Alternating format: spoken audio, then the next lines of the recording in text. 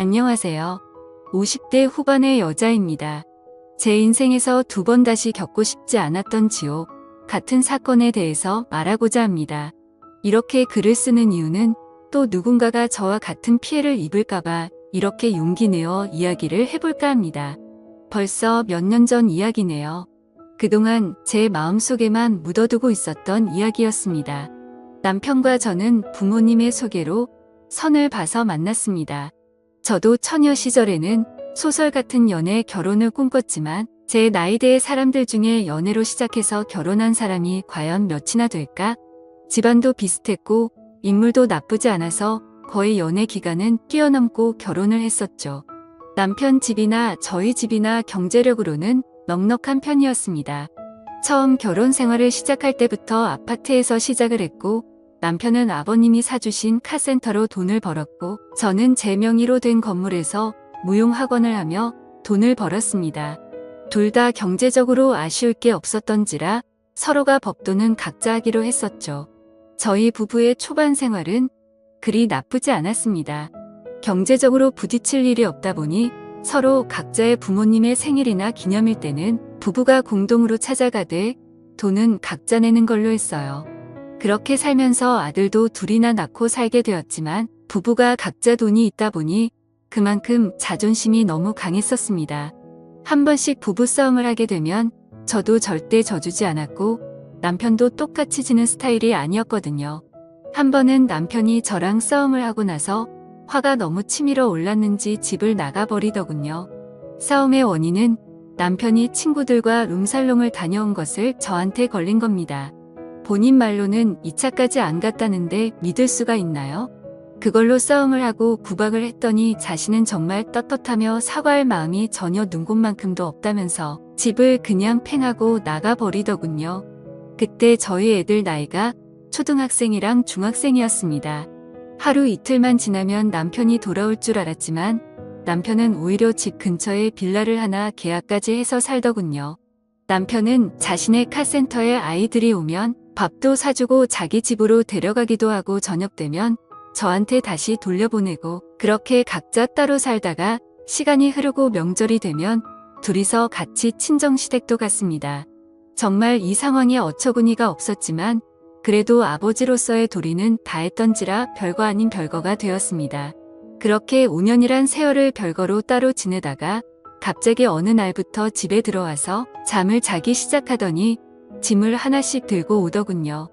그러면서 아무렇지 않게 제 침대에서 누워서 자는 걸 보니 어처구니도 없었지만 5년이나 지난 이야기로 또 싸우기도 그렇고 아이들도 내색은 안 했지만 내심 아빠가 집에 들어온 걸 반기는 것 같았고 특히 그 시기에 저희 첫째 애들이 고등학생 수험생식이라 그냥 저도 별말 없이 넘어갔었습니다. 그 이후로 애들이 대학을 진학하고 졸업까지 살았습니다만 애들 때문에 참은 것도 있었지만 아무래도 5년이나 넘게 별거한 남편과 다시 지내려니 부부로서의 감정은 사실 거의 없어진 셈이었죠. 부부관계도 없었고 그냥 친구와 같은 사이였달까요?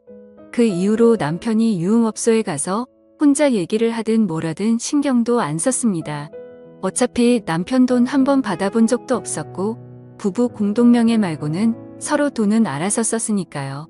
게다가 제가 투자했던 주식들이 큰 수익이 나서 큰 돈을 벌었던 것도 있었습니다. 당시 부동산 투자에 둔 것과 주식들까지 합치면 제 명의로 된 금액이 50억이 넘어가게 되었고 그 중에 가장 크게 증가하게 된 부분이 주식이었거든요. 저는 그 이후 저희 큰아들에게 부분들을 이야기해주며 돈 500만 원과 함께 대학생 때부터 주식을 한번 경험 삼아 해보라고 시켰는데 이 이야기를 큰아들에게 남편이 들었는지 저에게 주식에 대해 캐묻더라고요. 그래도 남도 아니고 미워도 남편이라 제 나름대로의 성심성의껏 주식 관련해서 이야기를 해줬는데 하루는 일관이 돈 좀 빌려달랍니다. 이야기를 들어보니 작전주 같은 세력들이 먹는 도박형 주식에 투자를 했다가 글쎄 돈을 다 꼬라박은 것 같더군요. 저에게 살아생전 돈 한 푼 달라 한 적 없던 인간이 이런 소리를 하는 걸 보고 저는 남편에게 대체 얼마나 꼬라박았냐니까 아무 말도 못하고 그저 돈만 빌려달라고 계속 말하더군요. 건물 대출 이자도 당장 내야 하고 어쩌고 하면서 뒤에 갚겠다는 조건으로 저한테 2억이 넘는 돈을 빌려갔습니다. 그리고 3년이 다 돼 갈 무렵 갑자기 이유 없이 성질을 내고 계속해서 시비를 걸기 시작하더군요. 밥을 차려줘도 밥상 반찬이 이것밖에 없냐는 등, 돈 벌면 이런 데 써야지 이러니까 당신을 좋아할 수가 없다는 등, 가정교육이 잘못되었다는 등, 장모님이 어떻게 키웠냐는 등의 이야기를 해대서 저도 참다 폭발해서 싸움을 했고, 남편은 그걸 빌미로 삼아 또 집을 뛰쳐나갔습니다. 지금 와서 생각해봐도 그때 남편이 그 짓거리를 한 이유는 돈을 줄 마음이 없어서였던 것 같습니다. 결국 그렇게 집을 나간 남편은 11년이 넘도록 집을 들어오지 않았습니다.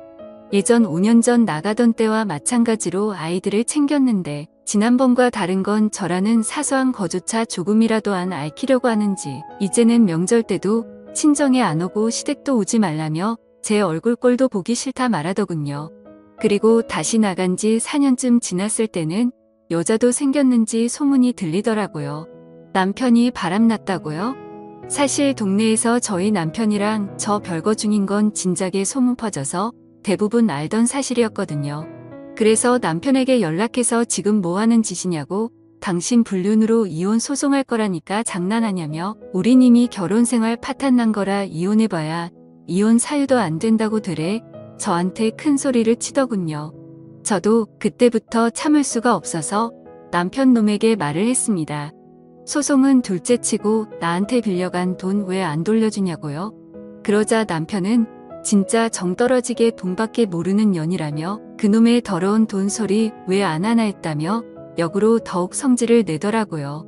그리고는 언제 준다 말도 없이 성질만 내고는 전화를 말없이 끊길래 그때부터 이 더러운 인간이랑 제대로 싸움이 시작되었습니다. 돈을 받으려는 저와 안 주려는 쓰레기 남편 이 인간은 계속 부부끼리 빌린 돈은 안 갚아도 된다며 대째라고 하더군요. 그러면서 시댁에는 제가 정신병이 있는 돈만 밝히는 여자라고, 자기는 돈을 이미 다 갚았는데 정신병이 있어서 매번 자기만 보면 돈 달라 한다며 절 아주 이상한 여자로 주변 사람들에게 소문을 내놓았습니다. 시댁은 전화와서 저한테 말하길 왜 자꾸 이 남편을 괴롭히냐고 오죽하면 자기 아들이 멀쩡한 집 놔두고 뛰쳐나가서 살겠다는 말에 순간 저도 빡쳐서 바로 시댁에 가서 통장 내역도 닦아 발라서 보여주며 저는 남편한테 돈을 받은 게 전혀 없다고, 그 큰 돈을 받았으면 내역이라도 있어야 될 거 아니냐고, 저 일깔 돈 주기 싫어서 거짓말하는 거 안 보이냐니까 자기들은 모르겠답니다. 남편 놈은 옆에서 계속 그 큰 돈을 현금으로 줬다며 제가 세금 문제가 있으니 어쩌고 저쩌고 하면서 진짜 말도 안 되는 소리로 돈을 받아갔다네요. 저도 너무 화가 나 그 다음 날부터 작정하고 남편 카센터에 가서 이것저것 써붙이고 장사를 방해하며 돈 내놓으라고 시위를 했습니다. 그걸로 보름가량 싸웠을까요? 제가 으름장을 놨어요. 어차피 네가 내 이미지를 인간이야로 만들어놨으니까 네가 돈 줄 때까지 장사 못하게 인간 이하의 짓을 보여주겠다며 정말 사채업자 마냥 매일매일 지독하게 찾아가자 이 정신 나간 인간이 정신병원에 절 넣어놓겠다며 사설업체를 데려와 절 납치 감금했었습니다. 제 손과 발을 묶어버리고 1시간 동안 강제로 감금하면서 저는 몸에 전치 2주 이상의 찰과상과 상처가 생겼고, 이 정신 나간 인간은 저를 정신병원에 넣기 위해 이미 준비를 다 했더군요. 제가 정신병원에 가게 되면 제 모든 재산은 다 배우자 것이 되니까 빚진 돈도 안 줘도 되고 제 명의로 된 모든 것을 다 노렸나 봅니다. 이 빌어먹을 남편은 정신병원에 진짜 제가 정신 이상자이고 가족으로서 너무너무 고통받아서 넣고 싶다고 문의했었고, 병원에서 알려준 사설 업체를 통해 저를 감금하였던 것입니다. 당연히 현행법상 가족 동의가 필요한데 아들들이 동의할 리는 없었고, 저는 풀려나자마자 남편 놈과 업체를 바로 고소했습니다. 업체는 남편 말만 듣고 했다고 몰랐다며 싹싹 빌었고, 남편 놈은 감금치상 혐의로 기소되었습니다. 그때부터 시댁과 남편 놈 태도가 180도 변하기 시작했죠. 저한테 싹싹 빌며 그래도 애들 아빠인데 한 번만 봐달라고, 남편도 처음으로 들어간 경찰서가 겁이 났는지 제발 한 번만 부탁한다고 돈은 지금이라도 당장 준다며 시부모 통해서 2억이라는 돈을 그때서야 돌려주더군요. 저는 한숨을 내쉬며 이것만 주는 거냐고. 이자랑 정신적 피해 보상은 어떻게 할 거냐니까. 남편은 또 시부모 통해서 1억 추가로 저에게 주었고 저는 남편에게 이혼 서류를 갖다 주며 이혼서 도장 찍으라고 말했습니다. 애들은 다 컸으니 양육은 없겠지만 내가 한 것도 없으나 우리 공동 명의로 된 아파트랑 재산 다 전부 내놓으라니까 머뭇거리는 표정을 짓기에 그럼 감옥에서 썩든지라고 협박하자 남편은 마지못해 승인을 하였습니다.